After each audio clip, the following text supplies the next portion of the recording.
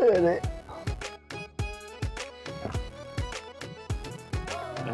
यही है मेरी आजादी का परवाना।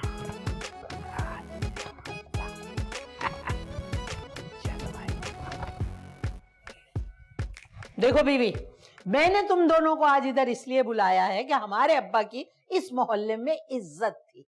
अब जो तुम लोग चीखो पुकार और लड़ाइयां करते हो ना, तो ये मोहल्ले के लोग हमसे बात करने के रवादार नहीं है।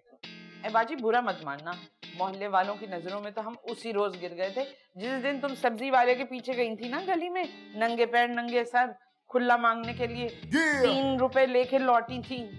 बस उसी दिन हम मोहल्ले वालों की नजरों में गिर गए थे। ऐसी कोई बात नहीं है बीबी, वो तो मैं अपने खुले पैसे लेने गई थी और बड़े तमीज से इज्जत से मैंने अपने खुले पैसे मांगे, उनने भी दे दिए।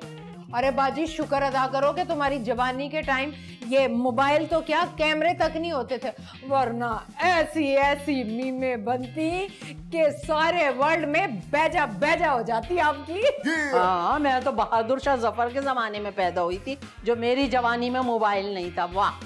देखो भाई, मैंने तो तुम दोनों को इसलिए बुलाया था कि दोनों आपस में लड़ो नहीं, सुलह सफाई कर लो दोनों आपस में। आज तो लगता है सूरज मशरिक में ही डूब जाएगा। फरखंदा बाजी और सुलह सफाई, किस रुख की हवाएं चल पड़ी आज।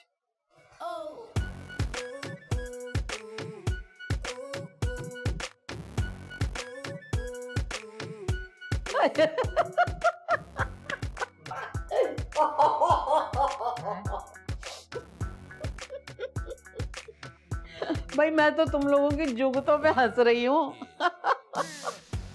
अच्छा, तुम दोनों ये चाहती हो ना कि किराएदार को मैं निकाल दूं? लो भाई, मैं निकाल देती हूँ आज ही। सही है कर्नल साहब? ए कर्नल। जी बहन जी, सब खैरियत तो है ना? आप ऐसे क्यों चिंगा रही हैं? मेरा मतलब है किराया तो मैंने दे दिया है ना।